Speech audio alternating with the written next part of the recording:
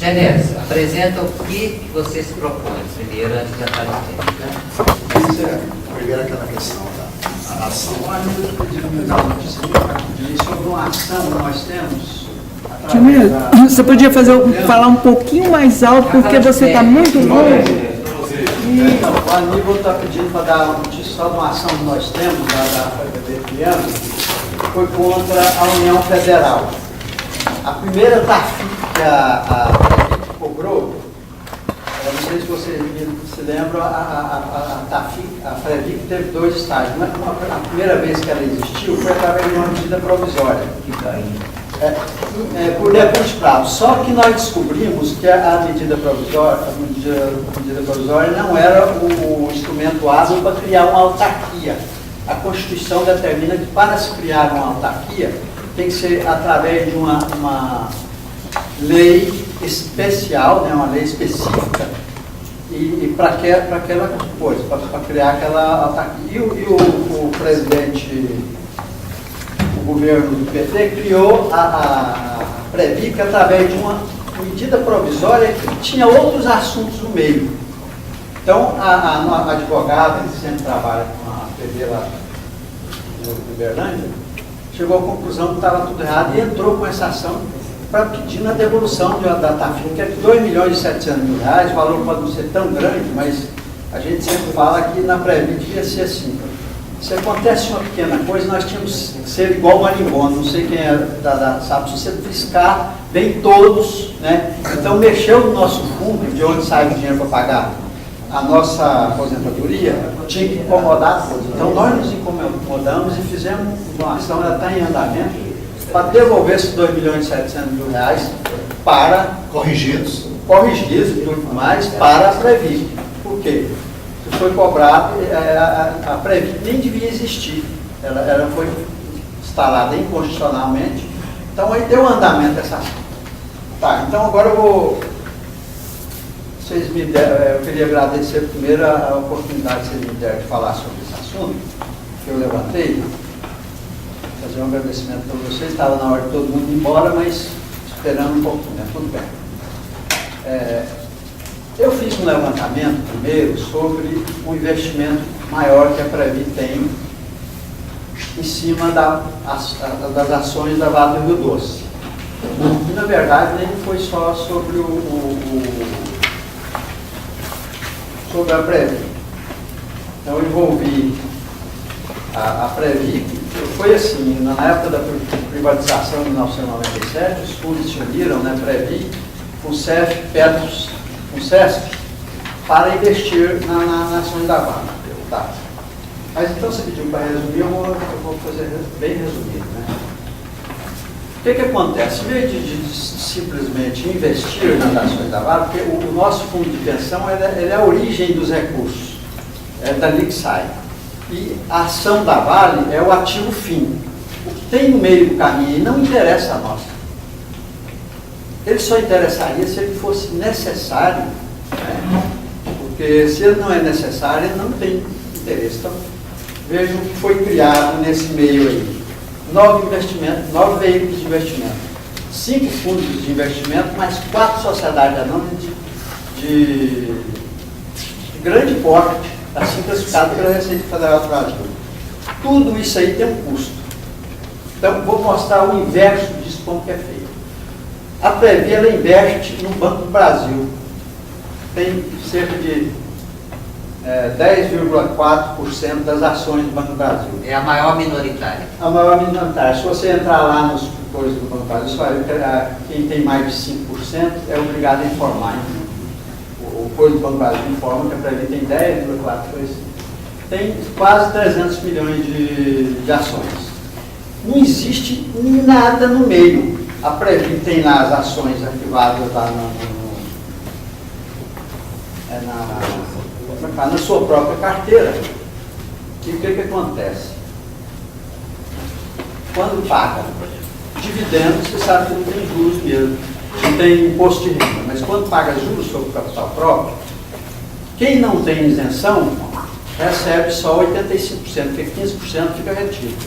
Então o Banco do Brasil, quando paga dividendos e juros de capital próprio, ele paga 100%. Com detalhe, o juros de capital próprio está sendo 70% em média dos rendimentos que nós recebemos de uma empresa.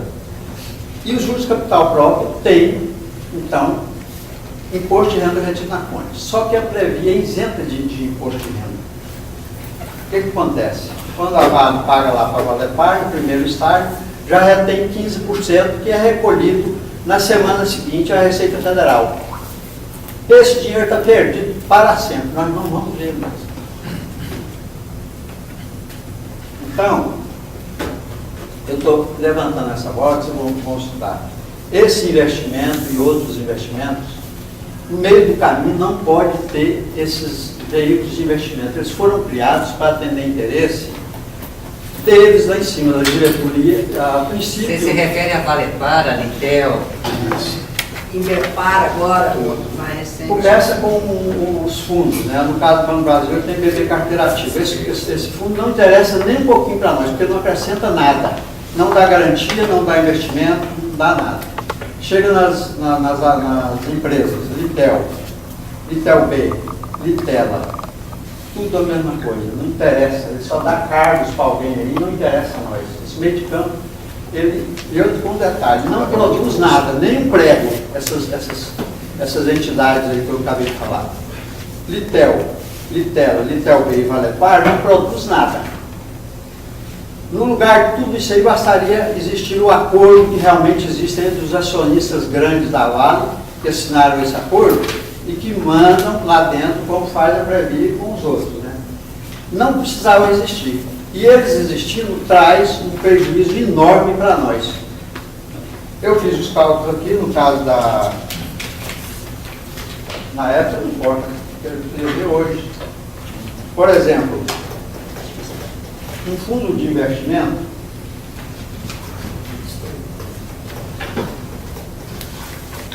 vocês desculpem, eu tenho costume de falar, não é bem ordenado. Um fundo de investimento, é possível você acabar com ele de imediato. Só que, por exemplo, como que você vai conseguir isso lá, se esse fundo BB Carteira Ativa, no caso da Vale lá na frente, o grande interessado dele chama-se Banco do Brasil. Só que existe uma norma aí que os recursos garantidores da nossa poupança não pode de forma alguma ser utilizado em benefício de outros, né? Mesmo que seja o Banco do Brasil. Tem que ser aplicado com segurança, com rentabilidade, a favor dos participantes e assistidos. Nunca a favor de uma entidade, ou para criar uma empresa, para criar... Aí chega o cara e fala assim, ó, eu sou diretor da Litel. O que é Litel? O que é isso, cara? A Litel administra 39,7 bilhões de reais. Então, né? Aí ele, às vezes não sabe nada, ele apenas assina os papéis, que é o pessoal lá da Previ, que essas entidades todas que eu falei, Litel, Litel B e Valepar,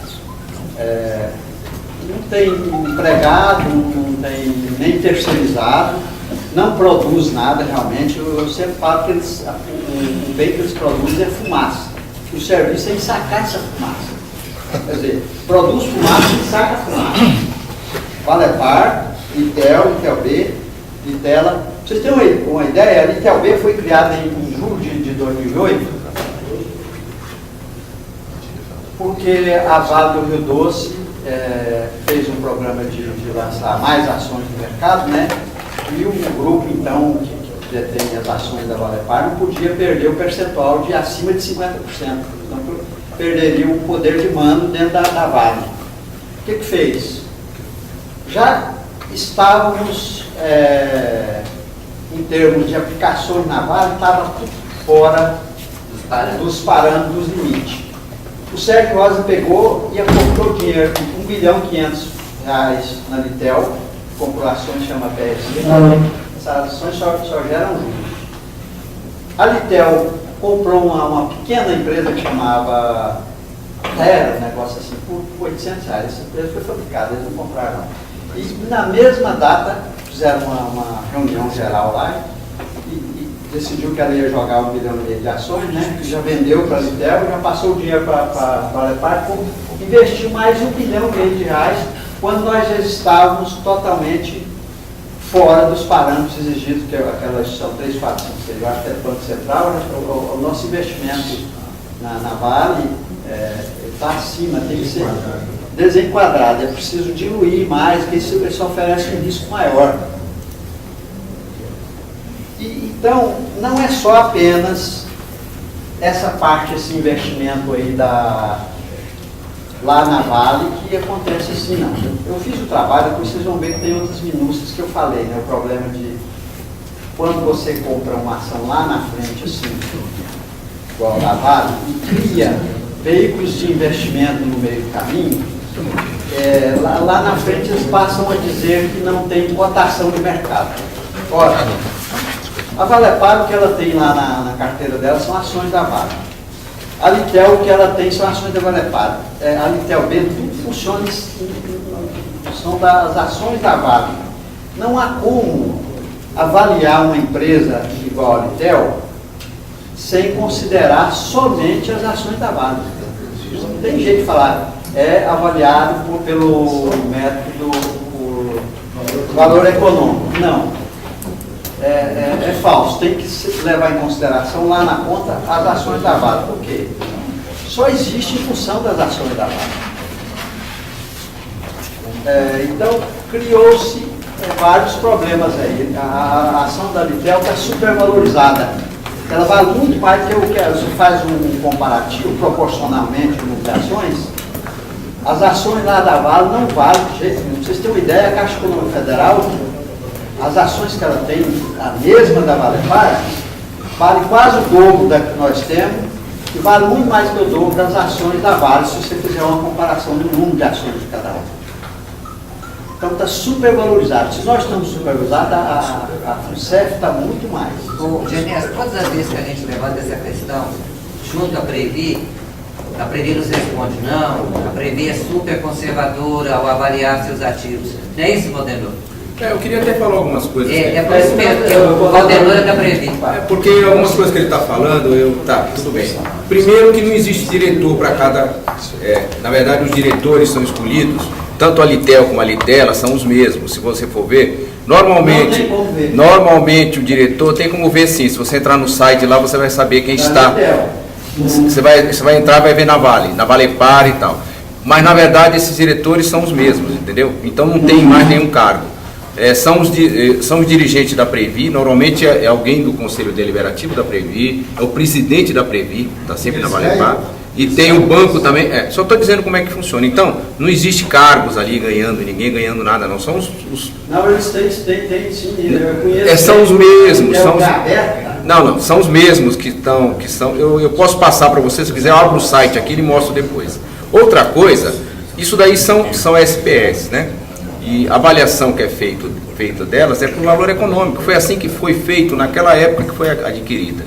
Então eu não vou nem entrar numa discussão agora, porque eu acho que é uma coisa muito técnica, mas o que acontece é o seguinte, a Previ, né, o que aconteceu com a Previ, que naquele caso de 2008 que você falou, inclusive nós acompanhamos aquilo foi um desenquadramento passivo que se chama. A Previ tinha que acompanhar, se ela não acompanhasse, porque ela tinha o valor que estava sendo oferecido era um valor muito menor do que o valor de bolsa. Então, com isso ela perderia também o comando, e a Previ não podia perder o comando, ela precisava acompanhar.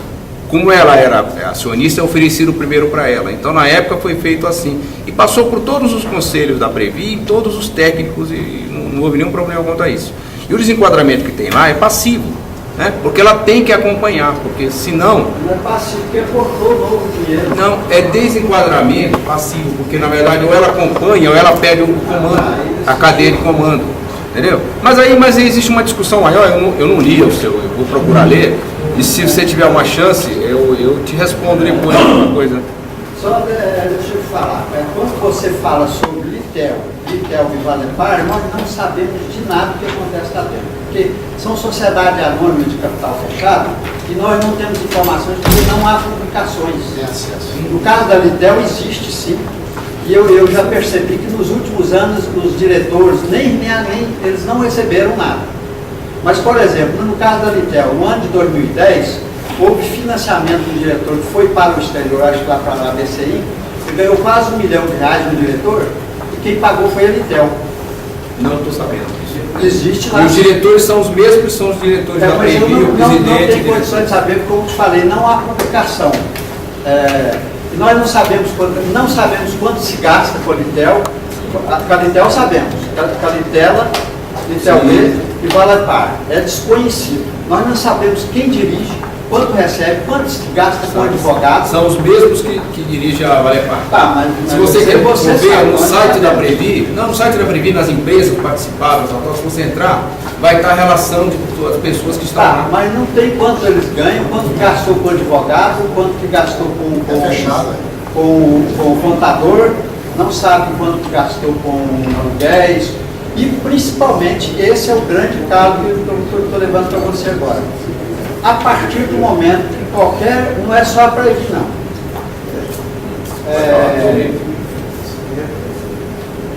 Qualquer empresa, qualquer entidade fechada em previdência complementar, que criar um veículo de investimento intermediando a aplicação, nós perdemos a isenção tributária.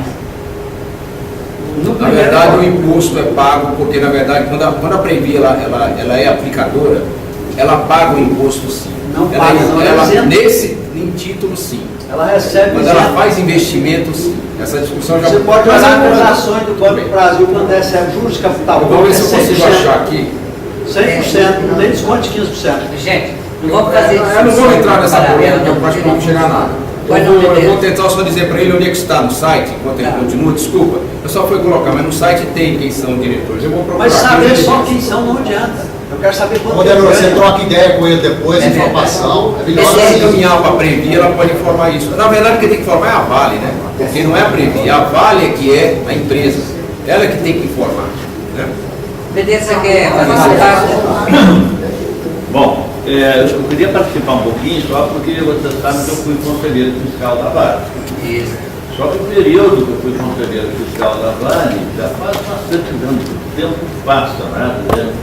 Eu comecei como conselheiro fiscal na Previ em 2002 e fui para conselheiro fiscal da Vale em 2005, 2006 e 2007, 3 anos. E o que mais me preocupava, eu acho muito válido a colocação sobre a Litel, sobre a Valepar, essa coisa toda, eu fui parado de conselheiro fiscal lá porque eu questionei, como conselheiro fiscal da Previ, justamente a avaliação que foi feita na Vale. Essa avaliação, que é do valor econômico, ela é muito difícil de ser analisada, porque até tive de estudar o processo, porque tem diversos critérios de avaliação. Se o avaliador escolhido pelo órgão usar um determinado critério, dá um determinado valor. Se ele for para outra escola, é outro valor. Tá? Então depende também da escola, do avaliador, para a gente chegar a uma conclusão de que realmente a avaliação que ele está fazendo é certa. Meu atrito principal lá, na primeira vez com a Vale, porque não me deram o trabalho, ou seja, o trabalho de avaliação que tem que ter com todas as planilhas, os cálculos, esses cálculos não me deram. Eu, como conselheiro fiscal da Previ, exigi esses cálculos e nunca apareceram. Aí, para compensar o assunto, de repente, me resolveram nomear conselheiro fiscal da Previ para ver lá dentro quanto valia a vaga. E aí ficou muito mais complicado para mim, porque realmente existe muita dificuldade de compreender essa estrutura da Valipar, muita dificuldade de compreender essa questão da Quitel, é muito fechada. O Bradesco está dentro, a Bradespar está dentro. Agora, ainda ontem eu vi no BCI, né, justamente que a Bradespar teve um prejuízo de 900 milhões nesse último trimestre, só por causa das ações da Vale. Então, o Bradesco está ali dentro, né, é uma coisa importante, os japoneses estão ali dentro. Né, é um processo difícil, só para dar uma ideia. O que me surpreende de todo esse processo da Vale, que eu vou terminar, então, eu tive, analisei, passei talvez os piores anos da minha vida de atividade como conselheiro da Vale. Muito difícil. Você participa de um conselho fiscal da Vale, aonde tem um representante do Bradesco, o outro representante da Previ, um que foi na época nomeado pela empresa como, né, o conselheiro técnico de dentro da empresa ligado ao Bradesco, e um representante que é dos minoritários, que é do governo federal, e que nada mais, nada menos do que é o secretário da Receita Federal está ali dentro, o ministro substituto, né, do Ministério da Fazenda que está ali dentro. No caso que eu participava lá, era ainda o presidente do Conselho do Banco do Brasil que estava lá, né, o Berner, aquele Berner, né, e cuja única finalidade de dentro é acontecer como aconteceu no exercício passado. Olhar o que tem ali dentro da Vale que a Receita Federal pode pegar. O mesmo conceito que o atual governo tem com relação ao Banco do Brasil de apropriação dos nossos recursos, né, via essas resoluções, ele fez com relação à Petrobras, que você sabe, e no ano passado fez com relação à Vale, que cobrou 6 bilhões à vista da Vale, de tributos atrasados. E está lá no Conselho Fiscal só para isso. Ele só se preocupa para ver onde é que tem, né, uma maneira do governo pode fiscal. Só para voltar para esse tema que você está tratando, é um tema muito delicado. Né? A única maneira de fazer essa avaliação é botar a mão nessas planilhas, verificar qual é o critério que eles estão avaliando ali dentro, para saber se vale ou não vale. O mercado hoje nós estamos com uma situação terrível com a Vale. As ações da Vale baixando, essa questão do governo federal também, o problema com a China, o problema com o aço dentro da Vale, e a Vale representa para nós na Previ, assim como representa a Petrobras, né, uma fatia importante do nosso patrimônio. E quem está lá de representante do Conselho Deliberativo, eleito como conselheiro deliberativo, está lá o Marcelo Barros, que é licenciado em História, e não tem nenhum conhecimento empresarial para estar lidando com a gestão da Vale. Tá? E está lá como um dos representantes do Conselho Deliberativo. Então tem outras histórias dentro dessa estrutura daí da Vale, que é para mim, atualmente, a maior preocupação que nós temos dentro da Previ. Deixa eu te falar uma coisa aí. Rodrigues, eu tenho aqui toda a formação. E o Marcelo Barros, ele não é do Conselho Deliberativo, é do Conselho de Administração. Existe o Conselho de Administração e Fiscal na Vale, né? Porque tem a Vale, depois tem a Vale, tem a Litel, veja bem, a Vale começa com o Arnaldo José Bolé, que vocês conhecem. O Marcelo é o Conselho de Administração da Vale. Eu sei, é de administração, mas não é deliberativo, você falou deliberativo da Vale. Eu falei deliberativo, de administração. Então, olha, a Vale, eles replicam todos os nomes, se vocês quiserem, no site da Previ tem, nas empresas participaram, tem, replica todos os nomes. Tem o Marco Giovanni, o Nelson Henrique Barbosa Filho, o Rolê, inclusive ele está numa chapa aí, não sei que chapa que ele está, né? Arnaldo Zé Rolê, não é? Ele está numa chapa da Previ, né? Tá? O Dan, que é o presidente, o Francisco Ferreira Alexandre, o Sandro Corren Marcondes, que é o Sandro, que é, eu acho que ele está aqui de Brasília, né?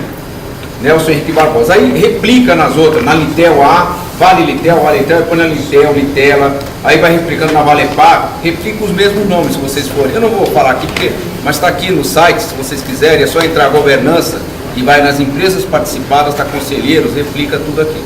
Eu não estou nem defendendo, acho que você falou, tem algumas coisas que eu concordo, a Vale é um lugar, é perigoso, tem que ter mesmo o olho de quem está lá dentro, né?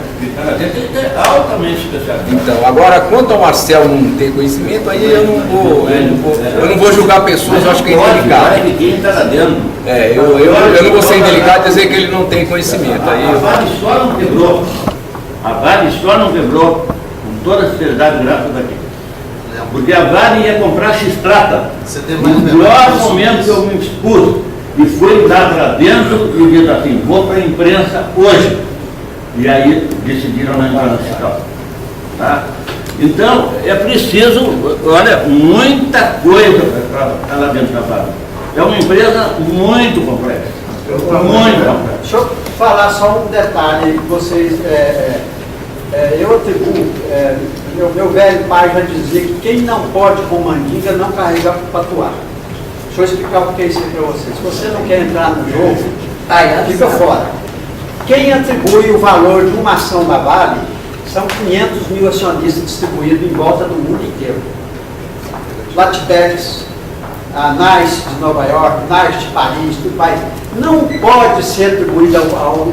E se eu tenho condições de indicar exatamente, bem aproximado, quantas ações a Previ indiretamente tem lá dentro, então não há como você atribuir valor a essa ação diferente no mercado. Quem atribui errado ou certo são no mundo inteiro, se você quiser, tem gente interessada na ação da Vale e ele atribui um valor X. Agora, você, no caso, eu acabei de falar aqui que as ações, a mesma ação da Litel, a Caixa Econômica Federal, é um valor 77% acima do valor do menor, que eu acho que é FUNSESP. Então está tudo distorcido. E ações, não tem outro jeito. Se você tem uma ação, é valor de 10, amanhã é 9, valor 9, é desse jeito. A Previ teria, porque a Previ, ao longo do tempo, teve momentos em que ela subavaliou as ações da Vale. Em valores altos, a partir de 2002 para cá. E aí houve momentos que ele superavaliou.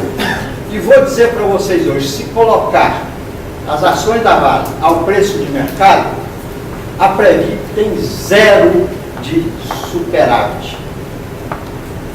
Zero de superávit. Porque é perto de 20 bilhões de reais que hoje está avaliado a maior. Se pegar, não chega tanto não, acho que é uns 15, porque não sei quanto está a ação hoje, mas está super avaliada.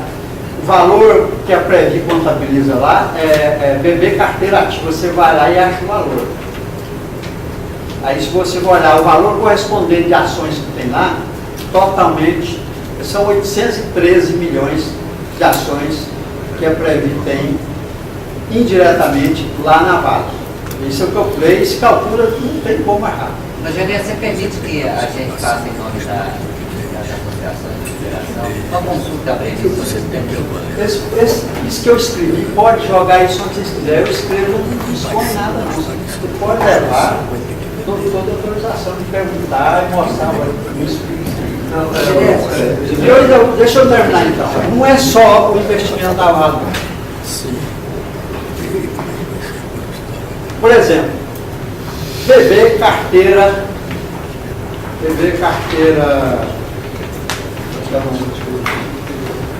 BB renda fixa 4.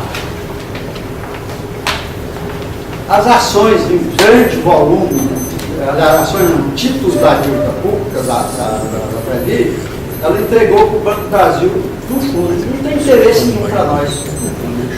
Por quê? A Milsaia, a Previ está na carteira própria.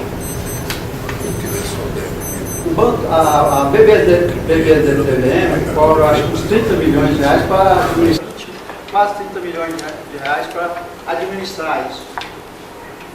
A Previ tem que pegar e trazer para a carteira própria.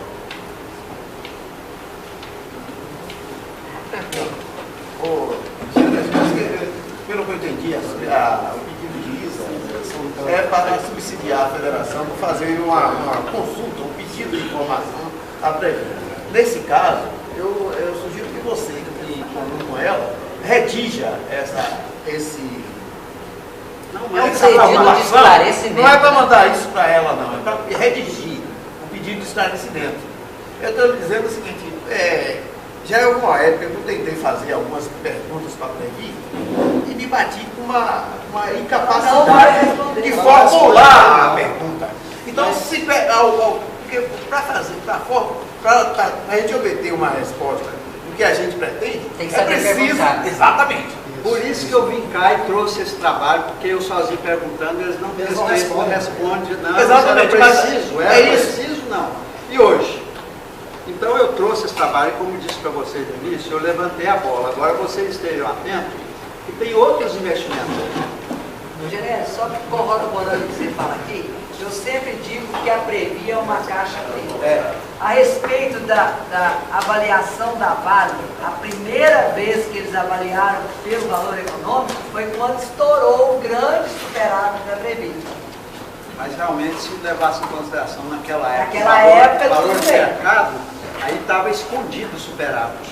Agora, hoje, na apresentação de resultados em Belo Horizonte, quando se perguntou, justamente Marcel Barros respondeu que não tem perigo nenhum que as ações da Valepar, que a Previ faz parte, estão lá e não estão sujeitas às oscilações da Bolsa. Como? Não é pelo fato de elas estarem ou não sujeitas às oscilações da Bolsa que ela deixa de ser valer mais ou valer menos. Elas têm que valer o preço de Bolsa, porque o que vai valer é o que está na Bolsa. Na hora de vender por quê? E com as condições atuais, esse tema seu aí é um tema muito questionável. Você vê carteira livre 1. Tem lá as ações que ela detém, da 521 participações, 100%. Ela está em desmonte, eu acho que não tem nenhuma, ela investia em produzir energia e distribuir, né? Não tem nenhuma empresa mais, porque ela devolveu. Eu li lá que só para manter isso, acho que o contador lá, era um ex-colega nosso, ele ganha R$19 mil por mês. Isso não é nada frente, porque ele está com, acho que, não sei se é 100 milhões de reais que ele está aplicando. Quando ele aplica, ele está sujeito a imposto de renda, porque a 521 é uma empresa qualquer sujeita à tributação normal. Se esse dinheiro estivesse na Previ, não tinha imposto de renda. A única coisa que tem na 521 participação hoje é um saldo. É interessante. Justamente por causa desse problema do imposto de renda, lá tem tributos a recuperar. Não vai recuperar nunca, porque ela não tem como produzir e recuperar, compensar. A recuperar é diferente de devolver o dinheiro. Então o grande problema nosso desses veículos intermediários aí, é que eles não acrescentam nada para o nosso... Por exemplo, o Fundo de Investimento PV Carteira Ativa não garante liquidez, não garante rendimento, não garante nada. E ele recebe um valor até simbólico da taxa de administração, porque eu acompanho e vejo sempre. Tem outras despesas que não deveriam existir também. Por exemplo, se as ações estivessem na Previ, não existia auditoria. Como estabeleceu-se um fundo de investimento, tem várias despesas que vêm junto. Então o Banco Brasil, eu acredito que o interesse do banco é tão grande, eu queria a BBDTVM, se administrasse isso, não deveria cobrar nada. Só pelo simples fato de administrar um valor tão alto que enfeita o balanço da BBDTVM. Genésio, vamos fazer o seguinte, nós temos que fechar. O seu trabalho você distribuiu? Distribuí. Tá. Vamos aprofundar em fazer essa consulta. Só um minutinho. O Arnaldo está querendo se retirar e ele tem um comunicado a fazer. Porque, sem me dar licença, porque eu já tenho um compromisso já marcado, já me ligaram 2 vezes, mas eu queria deixar aqui, já comentei com a Isa, que a partir deste mês, na questão da mensalidade que a gente paga para a federação, nós vamos passar de 350 para 500 reais, que é uma forma de ajudar. Ó, Guadalupe. Como a FBB bateu palma, acho que ela está aderindo. Ela vai passar para R$1.000. Você tem quantos associados? 1.200. Você tem quantos associados? 30 mil, né? Gente, Aumenta proporcionalmente. Mas é o seguinte, eu tenho que encerrar nossa reunião, mesmo porque nós temos um horário contratado com o hotel, mas acontece que, como é de praxe, a reunião nunca termina aqui, né? Ela recomeça no restaurante aqui do hotel e às vezes com muito maior e melhor participação, né? Porque é mais liberado e não tem ninguém gravando, né? Então eu queria agradecer mais uma vez a presença de todos vocês. Eu acredito que a única coisa que a gente pode tentar fazer é através da união. Tá? A gente só pode tentar crescer se a gente conseguir se manter unido. Tá? Pediram para marcar a reunião do próximo semestre. Vamos tentar escolher uns dias entre agosto e setembro. Eu não tenho condição de marcar agora, que eu tenho que olhar as outras agendas. Mas vai ser nesse período de agosto e setembro, para não coincidir com o período de chuvas. Muito obrigado a todos.